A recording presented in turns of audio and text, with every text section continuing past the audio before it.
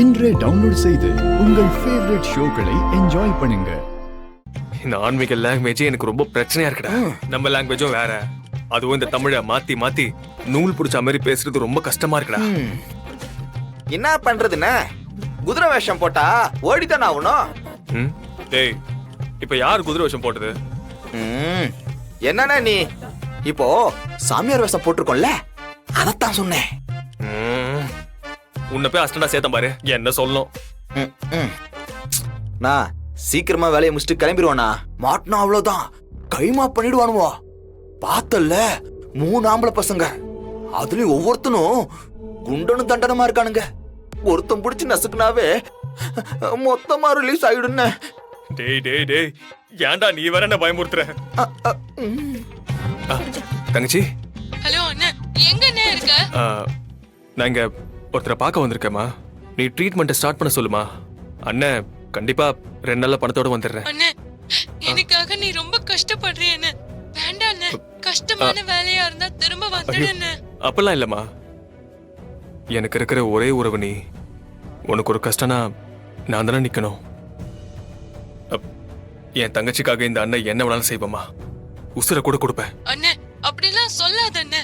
நீ பத்திரமா இரு அண்ணா. சாப்பிட்டியா அண்ணா? சாப்பிட்டேம்மா. நீ சாப்பிட்டியா? நான் சாப்பிட்டேன் அண்ணா. டேப்லெட் சாப்பிட்டியா? அண்ணா, நீ உடம்ப பாத்துக்க அண்ணா. சரி, பத்திரமா இருமா. ஏங்க, என்னங்க பண்ணிட்டு இருக்கீங்க?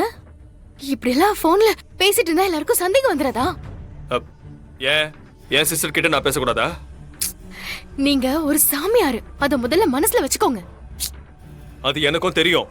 அதுக்காக 24 மணி நேரம் என்னால சாமியார நடிக்க முடியாது. இப்பதான் யாருமே இல்லல்ல, அதான் என் சிஸ்டருக்கு போன் பண்ணேன். வாங்க உள்ள எடுத்து வாங்க. ஐயோ, ஆமா, அந்த பாயெல்லாம் எடுத்துட்டு போயிடுங்க. அது இருக்கு பாருங்க. சிஷா, இதை ஓரம் வைங்க. இதெல்லாம் ஓரம் தள்ளுங்க, நல்லா உள்ள தள்ளு. குருஜி போதுமா?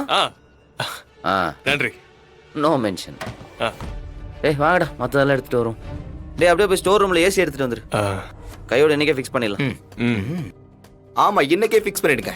முதல்ல உன் வாயை ஃபிக்ஸ் பண்றேன். வாயவா. இங்க பாருங்க, இந்த வீட்ல ஏகப்பட்ட பிரச்சனை இருக்கு. எல்லாத்தையும் திருக்கிள்ளி விட்டாதான் நாம அதுல குளிர் காய முடியும். டாக்குமெண்ட்டை திருடுறதுக்கு மட்டும் நீ சாமியாரா இந்த வீட்டுக்கு வரல. அதை தாண்டி இந்த குடும்பத்துல நிறைய குழப்பம் பண்ணணும். எப்படி? அந்த கண்மணி இருக்கால, அவளுக்கும் இப்ப வந்துட்டு போனால மாற, அவனுக்கும் ஆகவே ஆகாது. அவங்க சும்மா அப்பப்ப பேசிக்கிறாங்க. ஆரம்பத்துல அவங்க 2 பேருக்கும் சுத்தமா பிடிக்காது. ஆனா ராகவனுக்கு கண்மணி தான் உயிர். அந்த ராமச்சந்திரா இருக்காருல்ல, அந்த ஆளுக்கு 3 பசங்க. மத்த 2 பேரையும் பிடிக்கும். ஆனா மாறனை மட்டும் கொஞ்சம் தள்ளி வச்சுதான் பாப்பாரு. அவனை கண்டாலே அவருக்கு சுத்தமா ஆகாது. அப்புறம் அந்த வீராவும் மாறனும் இருக்காங்கல்ல, அவங்க வெளிய பாக்குறதுக்கு ரொம்ப சந்தோஷமா இருக்கிற மாதிரி இருக்கும். ஆனா புருஷன் பொண்டாட்டியா அவங்க வாழவே இல்ல. ஒரே கீரியும் பாம்புமா எப்பவும் அடிச்சுக்கிட்டே இருப்பாங்க. அண்ணன் தம்பிங்க 3 பேரும் ஒத்துமையா தான் இருப்பாங்க. ஆனா சின்னதா பத்த வச்சாலும் பத்திப்பாங்க. இதெல்லாத்தையும் வச்சு நீ இந்த வீட்டை விட்டு போறதுக்குள்ள இந்த ஒரு வீட்டை 4 வீடா மாத்தணும். சுவாமி, மச்சான், யார பத்தி பேசிட்டு இருக்கீங்க சாமி?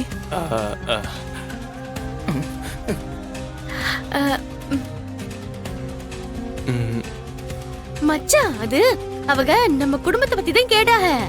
அத ரொம்ப நல்ல விதமா சொல்லிட்டு இருந்தேன். நல்ல விதமா? நீ அதுவும் இந்த குடும்பத்தை பத்தி? சரி, நம்பிட்டேன். இங்க பாருங்க சாமி, ஊருக்குள்ள யார வேணாலும் நம்புங்க. தோ இங்க நிக்கிறா பாருங்க ஒரு பெருச்சாலி, இவளை மட்டும் நம்பாதீங்க. 1ஆம் நம்பர் கடைஞ்செடுத்த ஃப்ராடு. கழுத்தறுத்து போடுவா, பாத்துக்குங்க.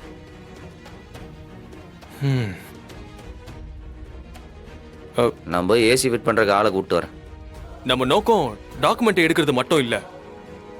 இந்த வீட்ல இருக்கிற நகை நட்டு பணம் காசு இது எதையும் ஒண்ணு விடாம மொத்தமா சுருட்டிட்டு கிளம்புறோம். என்னண்ணே இவ்வளவு பெரிய பிளான போட்டுட்டீங்க?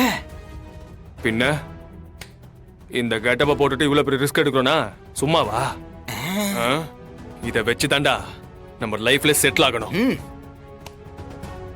இவ எப்ப என்ன மிரட்ட ஆரம்பிச்சாலோ அப்பவே மூளைக்குள்ள வேற ஒரு திட்டம் போட ஆரம்பிச்சிட்டேன். ம். அவளா நானு பாத்துறேன்டா.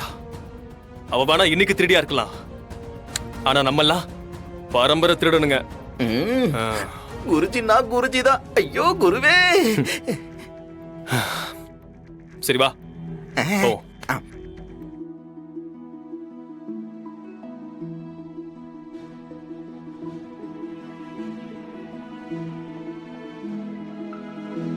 ஏங்க என்ன பண்றீங்க?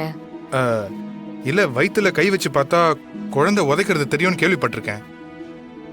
ஏங்க இப்போ 2 மாசம் தான் ஆகுது. இப்போ உங்க பையன் இதோ இந்த விரல் சைஸ் தான் இருப்பான்.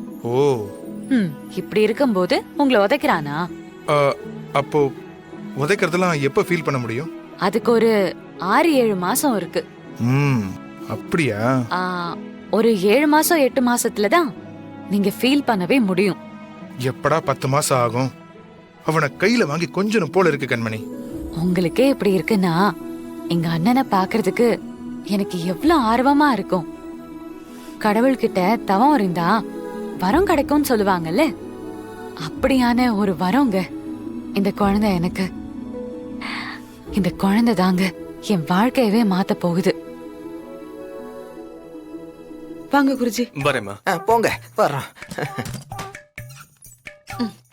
வாங்க குருஜி, வாங்க.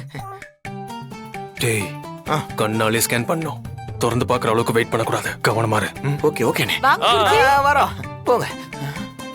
வாங்க குருஜி, வாங்க.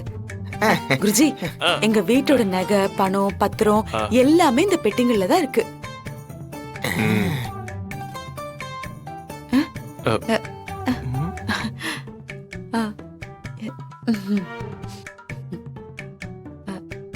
குருஜி, இங்க ஏதாவது துஷ்ட சக்திகள் இருக்கா? நல்ல பாசிட்டிவ் வைப்ரேஷன் தான் இருக்கு. இதெல்லாம் நம்ம அப்புறம் பாத்துக்கலாம். நம்ம அடுத்த ரூம் போலாமா? போலாம் குருஜி, வரோம். வாங்க வரோம். வாங்க.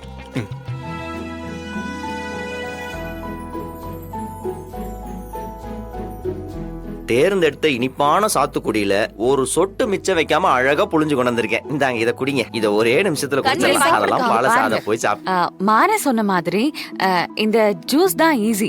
முதல்ல அத குடிச்சிடுறேன். தாங்க. அவங்கள டிஸ்டர்ப் பண்ணாதீங்க. ஏய், நீங்க ஜூஸ் போட்டு வந்திருந்தா கூட நான் ஃபர்ஸ்ட் அதை தான் குடிச்சிருப்பேன். நீங்க எதுக்கு ஃப்ரூட்ஸ் நட்ஸ் எல்லாம் கட் பண்ணி எடுத்துட்டு வந்தீங்க? Uneducated girls. ஐயோ.